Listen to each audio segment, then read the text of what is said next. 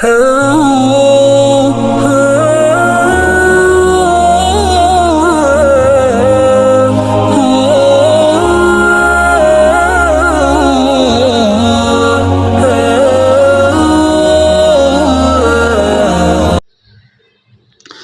اللہ الرحمن الرحیم۔ السلام علیکم ورحمۃ اللہ وبرکاتہ۔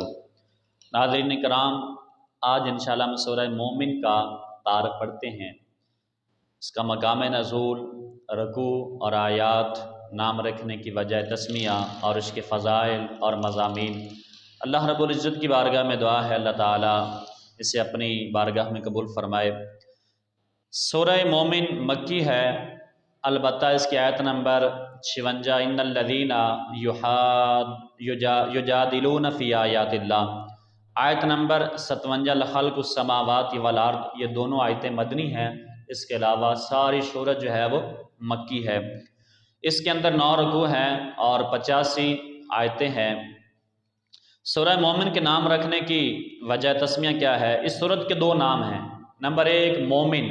اس کا معنی ہے ایمان لانے والا،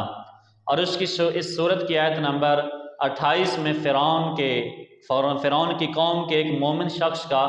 ذکر ہے، اس مناسبت سے اس سورت کا نام سورہ مومن رکھا گیا۔ نمبر 2 غافر، اس کا معنی ہے بخشنے والا، اور اس سورت کی آیت نمبر 3 میں اللہ تعالیٰ کا یہ وصف جو ہے وہ بیان کیا گیا کہ وہ گناہ بخشنے والا ہے۔ اس وجہ سے، اس مناسبت سے اس سورت کو جو ہے وہ سورہ غافر بھی کہا جاتا ہے، یعنی سورت کے 2 نام ہیں، سورہ مومن اور سورہ غافر۔ اب دیکھتے ہیں سورہ مومن کے فضائل کیا ہیں۔ حضرت ابو ہریرہ رضی اللہ تعالیٰ عنہ بیان کرتے ہیں، نبی پاک صلی اللہ علیہ وسلم نے ارشاد فرمایا، جس شخص نے صبح اٹھ کر سورہ مومن کی آیت نمبر 1 حامیم سے لے کر آیت نمبر 3 تک، یعنی الیہ المصیر تک پڑھا اور آیت الکرسی پڑھی،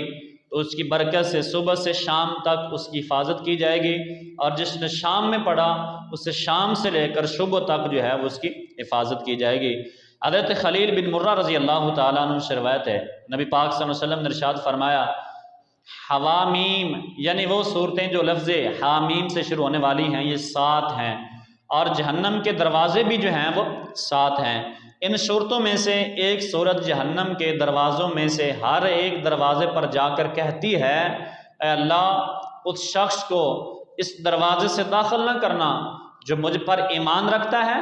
اور مجھے پر جو ہے وہ ایمان رکھنے کے بعد میری جو ہے وہ تلاوت بھی جو ہے وہ کرتا ہے۔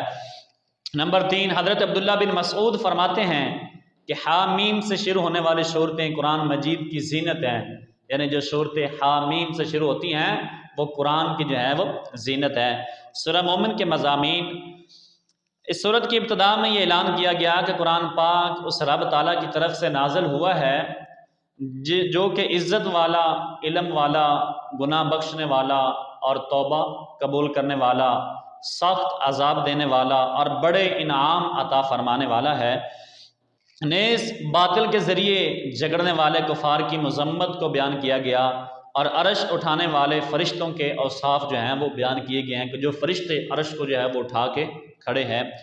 نمبر 2 یہ بتایا گیا کہ قیامت کا دن کفار اپنے گناہوں کا اعتراف کر لیں گے اور عذاب کی شدت کی وجہ سے جہنم سے نکالے جانے کی فریاد کریں گے کہ کاش ہمیں کوئی جہنم سے جو ہے وہ نکال دے، لیکن ان کی فریاد کو وہاں سننے والا کوئی نہیں ہوگا۔ اللہ تعالیٰ کی موجود اور قادر ہونے پر جو ہے اس صورت کے اندر جو ہے وہ دلائل بیان کیے گئے ہیں۔ قیامت کی ہولناکیوں سے خوف دلایا گیا اور ان کی سختیوں سے کفار کو جو ہے ڈرایا گیا کہ آج وقت ہے، آج ایمان لے آئیں، لیکن کل قیامت کے دن یہ تمہارا رونا پیٹنا، تمہاری فریادیں، تمہارے کام جو ہے وہ نہیں آئیں گی۔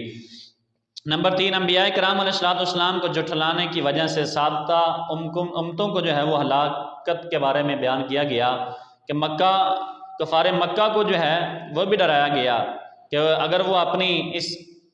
بدماشی اور جناب علی روش سے باز نہ آئے تو ان کا انجام بھی اگلے لوگوں جیسا ہو سکتا ہے۔ اس سلسلے میں حضرت موسیٰ، حضرت فرعون، حضرت قارون کا جو ہے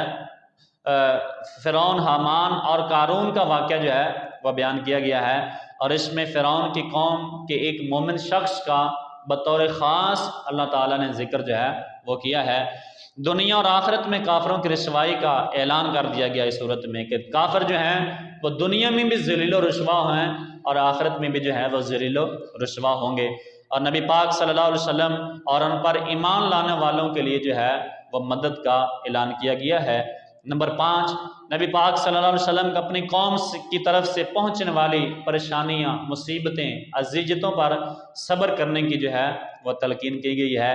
جس طرح حضرت موسیٰ علیہ السلام اور دیگر انبیاء کرام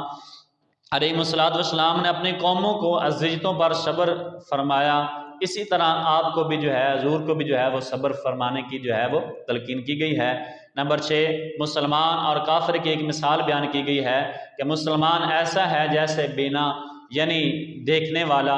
جبکہ کافر ایسے ہے جیسے اندھا، اور اس کے بعد بندوں پر کی گئی اللہ کی نعمتیں جو ہیں وہ بیان کی گئی ہے۔ نمبر 7، سورت کے آخر میں مشرکین کا اخروی انجام بیان کیا گیا کہ آخرت میں ان کافروں کا کیا انجام ہوگا، اور سابقہ قوموں کے دردناک انجام کو دیکھ کر عبرت اور نصیحت حاصل کرنے کی ہمیں جو ہے وہ دعوت دی گئی ہے۔ سورہ زمر کے ساتھ اب دیکھتے ہیں کہ سورہ مومن کی مناسبت کیا ہے۔ ایک مناسبت تو یہ ہے کہ دونوں صورتوں میں یہ قیامت کے احوال اور حشر کے میدان کے اندر جو کفار کے احوال ہوں گے، جو ان کی حالت ہوگی، وہ بیان کی گئی ہے۔ اور دوسری مناسبت یہ ہے کہ سورہ زمر کے آخر میں کافروں کی سزا اور متقی مسلمانوں کی جزا بیان کی گئی ہے۔ سورہ مومن کے شروع میں فرمایا گیا کہ اللہ تعالیٰ گناہوں کو بخشنے والا ہے تاکہ کافر گناہوں کو چھوڑ کر جو ہے ایمان کی دولت سے جو ہے وہ مستفید ہو سکیں اور ایمان جو ہے وہ قبول کر سکیں۔ تو گرامی قدر حضرات، یہ تھا سورہ مومن کا مختصر تعارف، مقام نزول اور اس کی فضیلت اور اس کے مضامین جو ہم نے پڑھے ہیں۔ اللہ کی بارگاہ میں دعا ہے اللہ تعالیٰ امت مسلمہ کو ہدایت نصیب فرمائے، آمین۔